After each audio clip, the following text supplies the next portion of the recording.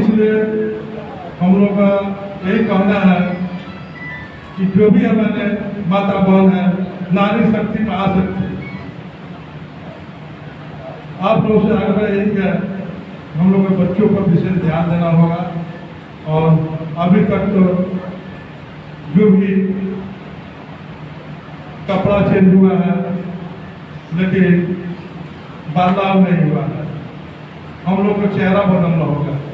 जब तक हम लोग चेहरा नहीं बदलेंगे तब तक हमारा बिहार जो है अस्वस्थ बिहार स्वस्थ नहीं होगा। हमारे बिहार में इतना भ्रष्टाचारी हो गया है, चरम सीमा पर हो गया है। ब्लॉक में जाइए, जिला में जाइए, थाना में जाइए, हर जगह घुसखोरी भ्रष्टाचारी चरम सीमा पर है। उसके लिए बदलाव के लिए हमारे आदरणीय प्रधान जी जो उन्हीं हमारे बिहार के लिए कर रहे हैं, वो हम आप लोगों के लिए कर रहे हैं।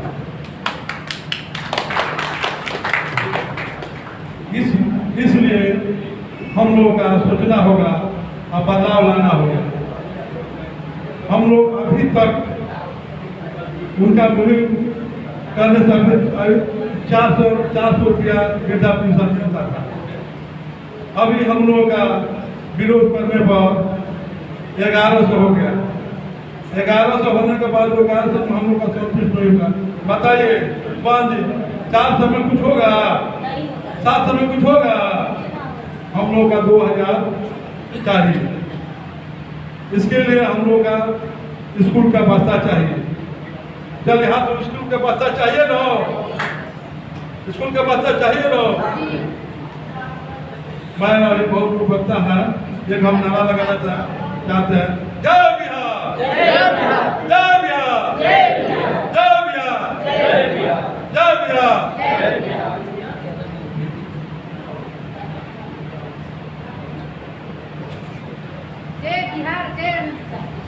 हेलो, बहुत बहुत धन्यवाद हमारे बड़े भाई नरसिंह चौहान जी जो आप लोगों को बातों से अवगत कराए। साथ साथ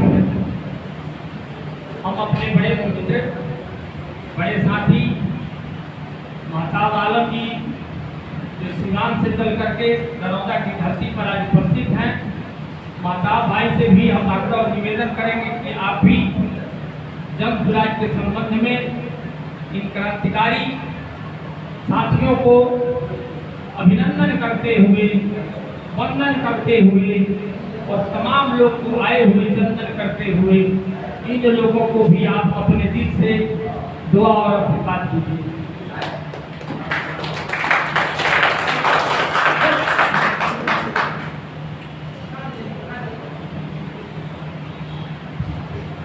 बहुत बहुत धन्यवाद अध्यक्ष जी। नरौदा की इस पावन धरती पे इस प्रांगण में दूर दराज से आए हुए सभी माताओं, बहनों और भाइयों को मैं आज इस बदलाव कार्यक्रम में, बिहार बदलाव कार्यक्रम में स्वागत करता हूं और अभिनंदन करता हूं। मंच पर उपस्थित जिला अध्यक्ष महोदय श्री जोगिंदर सिंह जी को, साथ में बैठे हमारे अनुमंडल पदाधिकारी नरसिंह चौहान जी को, कोर कमेटी के सदस्य अभिषेक जी को और नूरानम भाई को और मंच पर सभी उपस्थित सम्मानित जन स्वराज के क्रांतिकारी नेतागण को इस कार्यक्रम में स्वागत करता हूं, अभिनंदन करता हूं। आज बिहार में 2 साल से अधिक हो गया जन स्वराज के आला कमान श्रीमान प्रशांत किशोर जी एक विजन लेके चलते हुए आ रहे हैं और उनके बारे में या इस विषय के बारे में ऐसा नहीं है कि बिहार के लोग, सीवान के लोग या दुरावदा के लोग अवगत नहीं है। पूरे दुनिया में उनका चर्चा हो रहा है। तो हम लोग को इस बात से सुनिश्चित होना चाहिए कि बिहार बदलाव के आखिरी पड़ाव में आके रुका हुआ है, मगर इस आखिरी पड़ाव से निकालने के लिए आप सभी भाइयों, बहनों, माताओं का सबका सहयोग की आवश्यकता है। हम हमेशा बात करते हैं कि बिहार में भ्रष्टाचार बढ़ चुका है, बिहार में अफसरशाही बढ़ चुका है, मगर हम उसी पार्टी को वोट करते हैं जो भ्रष्टाचार करते हुए आ रही है और जो अपराध करते हुए आ रही है, जिसको अपराध पे किसी प्रकार का नियंत्रण नहीं है। ये तमाशा, ये खेल 35 सालों से हमने भी देखा और हमारे बीच जो भी लोग बैठे हैं उन्होंने भी देखा। किसी ने जंगल राज बनाया तो किसी ने महाजंगल राज बनाया, लेकिन अब बदलाव की घड़ी आ चुकी है। अब अगर हम इस बात को सुनिश्चित नहीं करते हैं कि बिहार में बदलाव लाया जाए तो आने वाला समय, आने वाला कल बहुत ही भयावह होगा। इसलिए कि हमें इस बात पे विचार करना होगा कि प्रशांत किशोर जी जिस मकसद से बिहार बदलाव को लेकर आगे बढ़ रहे हैं, हम सभी को उनका साथ देना चाहिए, हमें उनको मदद करना चाहिए और हम अपने बच्चों के लिए, उनके भविष्य के लिए हमें जो है, excuse me, hello brother, hello my dear, थोड़ी सी बात सुनो। देखिए, ये हमारे लिए प्रशांत किशोर जी हमारे बच्चों के लिए कर रहे हैं। प्रशांत किशोर जी का लक्ष्य नहीं है कि वो मुख्यमंत्री बनेंगे, लेकिन उनका कहना यह है कि हम में से कोई एक मंत्री बनेगा और वो बिहार के बदलाव, बिहार के विकास के लिए सोचेगा और करेगा। तो हम सबको इस बात को सुनिश्चित करना होगा कि आने वाले समय 2025 में जो चुनाव होने वाला है, इस पे बिल्कुल हमें संकल्प लेना होगा। संकल्प लेकर हमें वास्ता बेग यानी स्कूल का जो बेग है उसको चुनना होगा। लेकिन इस बीच में कुछ बातें मैं कहना चाहूंगा। बिहार के विकास को लेकर बिहार के लोकनायक जयप्रकाश जी ने बहुत बड़ा आंदोलन चलाया था और वो एक महान व्यक्ति के गोद से 3 चेला निकले जिन्होंने बिहार को तबाह और बर्बाद कर दिया। पहला लालू प्रसाद यादव, दूसरा नीतीश कुमार, तीसरा रामविलास पासवान। इन तीनों ने इसका नाजायज फायदा उठाते हुए बिहार को इतना खोखला बना दिया कि आज बिहार के युवा गुजरात में जाके गुलामी करते हैं और श्रीमान नरेंद्र मोदी कहते हैं, श्रीमान नरेंद्र मोदी भारत के प्रधानमंत्री कहते हैं कि बिहारियों को मैं 5 किलो अनाज देता हूं और उनको रोजगार के लिए गुजरात में मैं बुलाता हूं। तो क्या आप लोग जाना चाहेंगे गुजरात में नौकरी करने? अगर आप जाना नहीं चाहते हैं तो आपको इस बात को संकल्प लेना होगा कि मुझे बिहार बदलाव करना होगा और बिहार के जो भी नौजवान हैं, जो भी शिक्षित लड़के हैं, लड़कियां हैं, जो जिनको रोजगार नहीं है, उनके लिए हमें यहीं पे व्यवस्था करना होगा। हम बेशक यहीं पे 15,000 कमाएंगे, मगर गुजरात हम नहीं जाएंगे, पंजाब हम नहीं जाएंगे। बिहार में टैलेंट की कमी नहीं है, मगर उस टैलेंट को सम्मान देने वाला व्यक्ति की कमी है। तो हमें मिलजुल के प्रशांत किशोर जी को साथ देना होगा और उनके विचारधाराओं को धरातल पर लाकर हमें काम करना है। ये तीनों व्यक्ति जो थे हमेशा हम लोगों को सपना दिखाएं कि चीनी मिल का पुनर्स्थापना करेंगे। मैं एक मिसाल देता हूं, आप लोगों ने सुना होगा पचरुखी में एक बहुत बड़ा चीनी मिल हुआ करता था और सर्वे में भी पचरुखी जो है चीनी मिल के नाम से जाना जाता है। लेकिन आज दुख की बात यह है कि नीतीश कुमार के कार्यकाल में उनके विधायक, उनके नेताओं ने पूंजीपतियों के साथ मिलकर बंदरबाट कर लिया और आज वहां पे आपको देखने को मिलेगा एक से एक पूंजीपति उस जमीन पे कब्जा करके एक आलीशान बिल्डिंग बना के व्यवसाय कर रहे हैं। क्या वहां पे एक बड़ा मेडिकल कॉलेज नहीं बन सकता था? लेकिन नीतीश कुमार ने नहीं चाहा, क्योंकि वो जानते हैं कि हमारे यहाँ से बच्चे पढ़ लिख कर अगर जागरूक हो जाएंगे तो कल वो अपने अधिकार के लिए हमसे लड़ेंगे। उनका सोच, उनका विचार यही है। वो चाहते हैं कि हम यहाँ के लोगों को, यहाँ के बच्चों को मैं बस आंगनबाड़ी, खीर, खिचड़ी और ये सारी चीजें लुभा कर देकर उनको यहीं तक सीमित रख दूं और पूंजीपतियों के साथ मिलकर पूरे बिहार को, बिहार की संपत्ति को नष्ट कर दूं। देखिए, हम लोग बिहारी हैं, मैं गर्व से कहता हूं कि मैं बिहारी हूं और मैं आपको बता देता हूं 2004 में मैंने मुंबई में एक बार किसी ने कह दिया था बिहारी बोल के, तो मैंने उनसे झगड़ा कर लिया था और मैंने कहा था कि मैं उस धरती से आता हूं जो भारत के पहला राष्ट्रपति था और 2 बार राष्ट्रपति था। आप बिहार को क्या समझते हो? बिहार दुनिया के पहला यूनिवर्सिटी देता है। बिहार यहाँ पे ग्रेट इकोनॉमिस्ट जन्म लिए हैं। बिहार में अशोक सम्राट जैसा व्यक्ति जन्म लिया है। बिहार में महान मैथमेटिशियन आर्यभट्ट ने जन्म लिया। आप क्या जानते हैं बिहार के बारे में, जो बिहार को हमेशा तिरस्कार करते हैं? बाद में वो आदमी हमसे माफी मांगा तो हम गर्व से कहेंगे बिहारी हैं, मगर हमें शर्माने की कोई जरूरत नहीं है। लेकिन इसका सबूत हमें 2025 में जो चुनाव होने वाला है, जन सुराज के माध्यम से प्रशांत किशोर जी का हाथ मजबूत करेंगे और मजबूत करने के बाद में बिहार में बदलाव करेंगे, तब जाके हमारे बच्चों का भविष्य जो है उज्जवल होगा। इसी के साथ मैं अपने बातों को समाप्त करते हुए बोल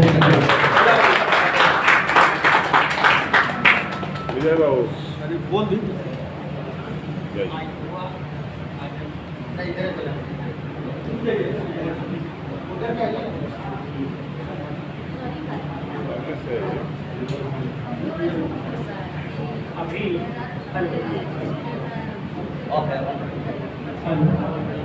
अभी जितने हमारे मंच पर मंचासीन पदाधिकारी देखते रहिएगा सर इधर, उनको अंग वस्त्र दे करके सम्मानित करेंगे। हमारे भावी दरौदा प्रखंड के और दरौदा के विधानसभा के एक भावी उम्मीदवार श्री दिनेश सिंह जी, जो दरौली से चल करके और दरौदा में अपना नामांकन करने के लिए उत्साहित हैं।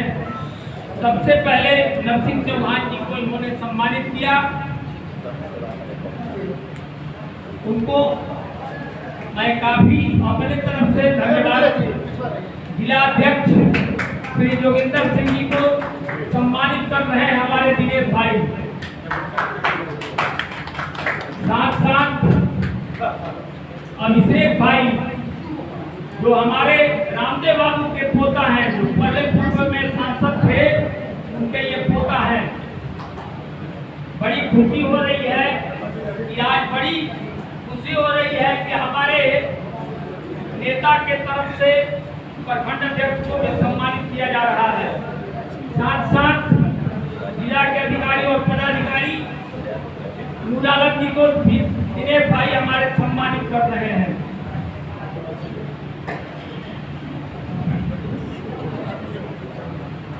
साथ साथ हमारे छोटे मित्र को भी हमारे दिनेश भाई सम्मानित कर रहे हैं। उनको भी आप भी आ जाइए, आइए दिनेश भाई।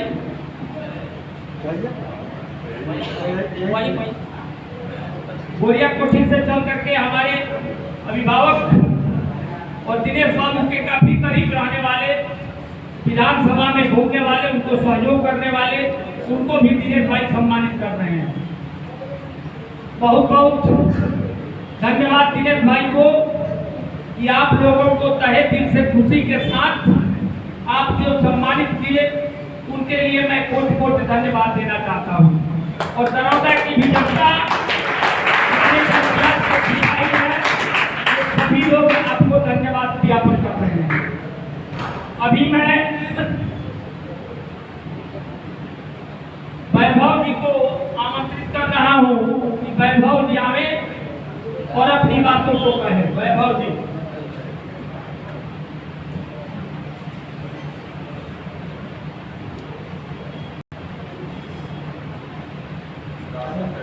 यहाँ दरौदा के सभी माताएं और भाई और बहनों को मैं तहे दिल से नमस्कार करता हूँ। और बहुत दूर दराज से आए हुए हमारे पदाधिकारी जैसे कि योगेंद्र सिंह जिला अध्यक्ष जो कि आए हुए हैं, और साथ में नरसिंह सिंह चौहान जो कि बढ़िया के भावी प्रत्याशी भी हैं, और ये अभिषेक कुमार जी हैं जो कि यही महाराजगंज से प्रत्याशी हैं, और अन्य और माता आलम जी हैं जो भी प्रत्याशी हैं, और अन्य पदाधिकारी हैं जो कि हमारे सामने हैं, और उनका भी मैं स्वागत करता हूँ। तो सबसे पहले मैं ये बता दूँ कि यहाँ बहुत बातें हुई जन स्वराज के बारे में, और मैं बताना चाहता हूँ कि जन स्वराज है क्या आखिर। जन स्वराज में आने से हमको लाभ क्या है। सबसे पहले मैं बता दूं, इसमें हम जैसे लोगों को जुड़ना आवश्यक है। और सबसे पहले मैं बता दूं क्योंकि जुड़ना क्यों है हम लोग को, क्योंकि हमारे जैसे ही लड़के बिहार के भविष्य होते हैं, आगे चलकर वही सब कुछ है। इसलिए हम अपने आप को बदल सकते हैं। इसलिए सबसे पहले हमें खुद को बदलना होगा। अभी महताब जी ने बोले कि मुंबई में मैंने झगड़ा कर लिया था, ठीक है, तब से मैं कुछ नहीं बोलता हूँ। मैं एक ही बात बोलता हूँ, कहीं भी रहिए, कहीं भी रहिए। जैसे मैं एक बात बोलता हूँ, चाहे रहिए दिल्ली, बॉम्बे, चाहे महाराष्ट्र से, पढ़िया लिखिए कोनो भाषा, लेकिन बोलिए भोजपुरी। बिहार का नाम हमेशा यही से देखा जाता है कि बिहार नीच है, ये है, वो है, लेकिन ऐसा नहीं है। बिहार में एक से एक धुरंधर लोग हैं जो कि बहुत कुछ कर सकते हैं। जहाँ देखते हैं राजेंद्र प्रसाद, अभी प्रशांत किशोर जी है, वो भी बिहार के लड़के हैं। ऐसे ही आदमी बहुत आगे चल रहा है, बहुत कुछ सुधार कर सकता है। यहाँ योगेंद्र सिंह जो बैठे हैं, एक दिन भी मैं निश्चित रूप से देखता हूँ, बहुत मेहनत, बहुत तपस्वी आदमी है। ऐसे ऐसे आदमी वही नहीं, बहुत सारे पदाधिकारी हैं जो कि अपने आप को तन मन और धन से पूरा इसमें लगा दिए हैं, क्योंकि अपना बदलाव के लिए नहीं, अपने बच्चों के लिए, अपने बिहार के लिए, खास उनके बदलाव के लिए ये सब किए हैं। तो इसलिए मैं यही आग्रह करूंगा कि आप सब जन स्वराज में जुड़िए और अपना मतदान दीजिए और अपने आप को पहचानिए, अपना कीमत पहचानिए। और एक बार जय बिहार का नारा कहिए, जय जय बिहार, जय बिहार, जय बिहार, जय जन स्वराज।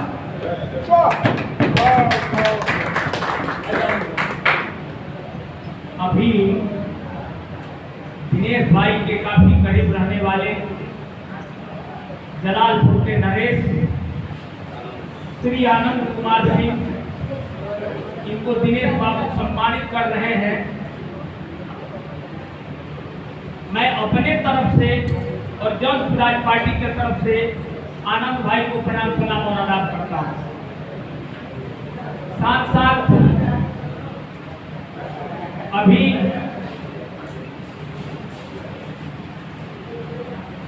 हमारे रामदेव बाबू पूर्व सांसद,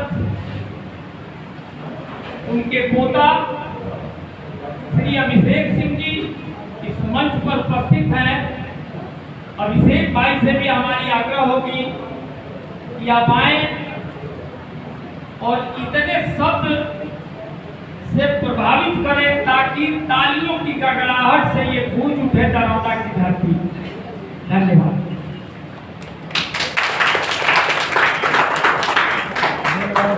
विजय जी, आज इस बिहार बदलाव सभा की अध्यक्षता दरौंदा के सरस्वती पैलेस में कर रहे हैं प्रखंड अध्यक्ष भाई विजय जी। ये सभा जिसके द्वारा आयोजित की गई है यहाँ के संभावित प्रत्याशी भाई विनोद सिंह जी, यहाँ जिला अध्यक्ष के रूप में उपस्थित पार्टी के गार्जियन एवं सभी के अभिभावक बड़े भाई वीरेंद्र सिंह जी, जिला संगठन के महासचिव नूर आलम जी, शिवानंद मंडल संगठन महासचिव भाई दर्शन चौहान जी, इस विधानसभा के प्रभारी मोहम्मद नूर हसन जी, यहाँ उपस्थित अभी इनका जिसके भाषण सुन रहे थे आप महताब आलम जी, अभी सुबह को आप सुन रहे थे उन्होंने जोश भरने का काम किया वैभव चौहान जी, और आप तमाम प्रिंट मीडिया, इलेक्ट्रॉनिक मीडिया के साथी और साथ ही साथ इस दरौंदा विधानसभा से उपस्थित सभी जनता जनार्दन माताएं, भाइयों, बुजुर्गों, सभी का जन स्वराज समाज परिवार की तरफ से हार्दिक वंदन, अभिनंदन और नमस्कार। बात हो रही है बिहार बदलाव की। आप बैठे हुए हैं बिहार बदलाव सभा में। मैं आप सभी से ये जानना चाहता हूँ, बिहार में बदलाव होना चाहिए या नहीं होना चाहिए?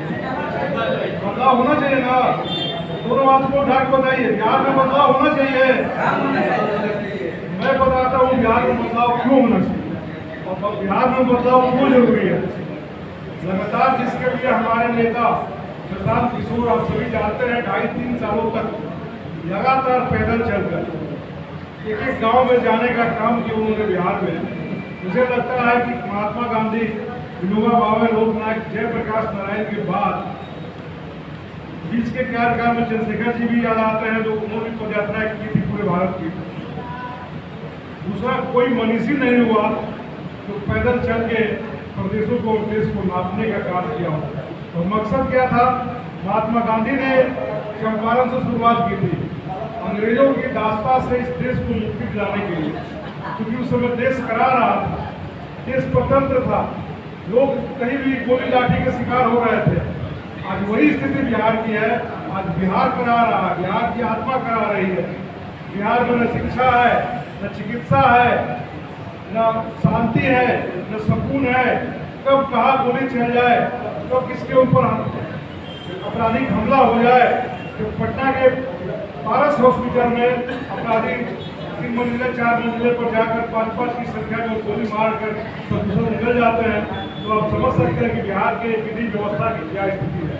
यानी कि पूरा प्रशासन नतमस्तक हो गया है। आज की तारीख में प्रशासन का इकबाल खत्म हो गया है, शासन का इकबाल खत्म हो गया है।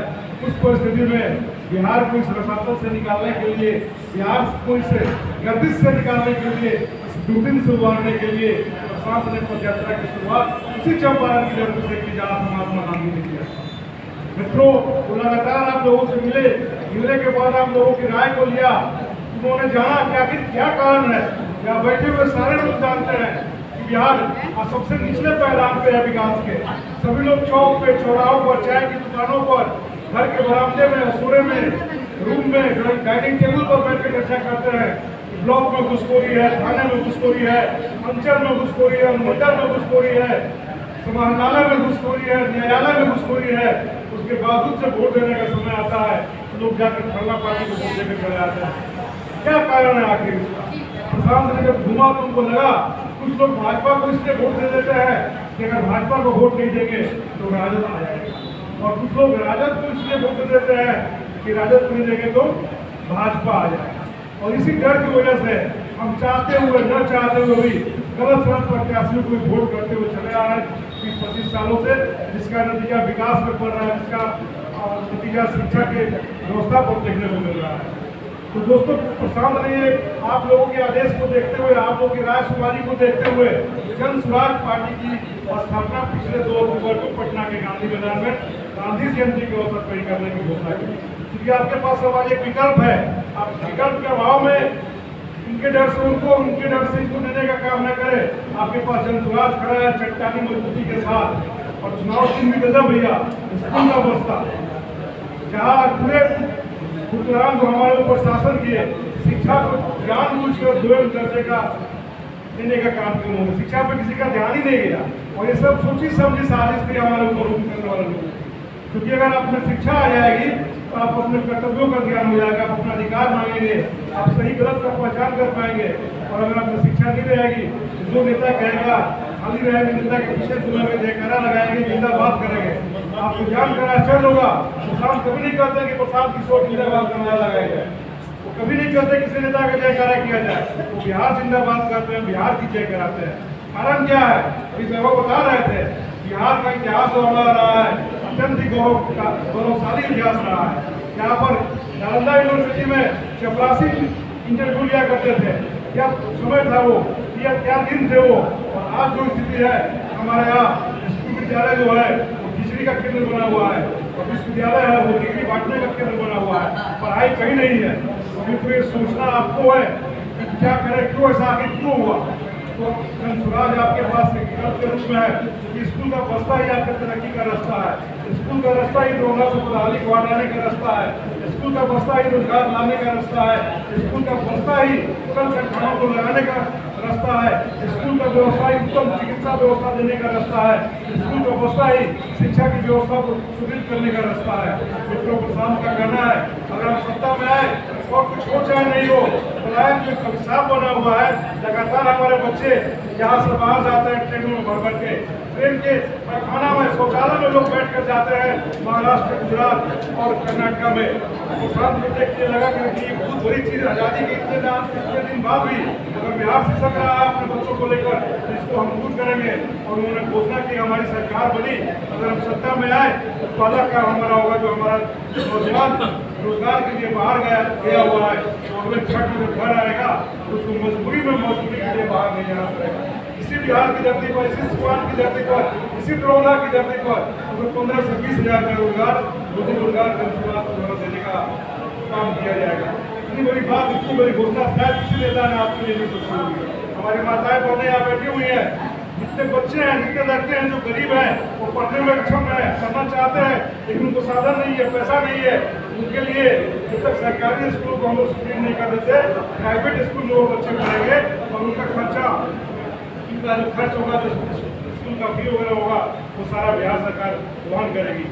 तीसरी बात, आप महिलाएं जहाँ बैठी हुई हैं, अब सस्ते दर पे ऋण उपलब्ध करवाया जाएगा, बैंकों को बंद किया जाएगा, जो पूंजी के पलायन को रोके, पूंजी को बाहर न भेजे, उस पूंजी को बिहार में ही इन्वेस्ट करें और कम दर पे आपको ऋण दे, ताकि आप कल अपने लिए कुछ रोजी रोजगार की व्यवस्था करके आप अपने आप को समाज में स्थापित कर सकें। चौथी बात, किसानों की समस्या है, मजदूर नहीं मिलता है, तो हमारी सरकार अगर आएगी तो हम मनरेगा के माध्यम से मजदूर देने का काम करेंगे। वो सारी काम सरकार की होगी, ताकि पंजाब और राजस्थान और हरियाणा की तरफ खेती करके बिहार को फिर से उन्नत कर सके। जहाँ इतना बड़ा विजन, जहाँ इतना बड़ा सोच, जहाँ इतना बड़ा दर्शन हमारे नेता का है, तो हमको लगता है कि जो बिहार के बारे में, जो आपके बारे में इतना सोच रहा है, लगातार घर द्वार छोड़कर, पर्व त्यौहार छोड़कर, हम लोग कल थे पटना में, बातें उनसे हो रही थी। 24 अगस्त को फिर महाराजा ने कार्यक्रम लगा उनका, 8 अगस्त का एक समय रखा। हम लोगों ने कहा भैया रक्षाबंधन हम लोगों को, बड़े हंस के कहा यार, हम तो सब पर्व त्यौहार छोड़ के, सारा चीज छोड़ के हम घूम रहे हो, तुम लोग रक्षाबंधन और ये चीज बना हुआ है। ये एक तरफ है आपके लिए, आपके बिहार के लिए, बिहार को ठीक करने के लिए हम सभी को